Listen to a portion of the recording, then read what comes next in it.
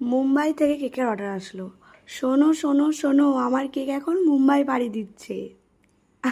আরে না না, মজা করছি। কেকটার অর্ডারটা মুম্বাই থেকে আসলেও কেকটা ডেলিভারি হয়েছিল আমাদের বাড়িরই কাছের একটা লোকেশানে। তো এটা ছিল একটা লাভ শেপের কেক, তাই তোমরা দেখতেই পেলে প্রথমে কেকটাকে আমি কেটে কুটে একটু লাভ শেপ দিয়ে দিলাম।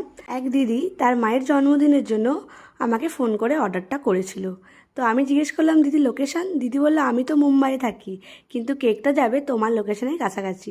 মানে দিদি যেহেতু মুম্বাইয়ে থাকে আর বার্থডেতে মায়ের আসতে পারছে না, তাই মাকে সারপ্রাইজ দেওয়ার জন্য কেকটা অর্ডার করেছি। আর শুধুমাত্র এই সমস্ত কেকেরই আমি ডেলিভারি করে থাকি।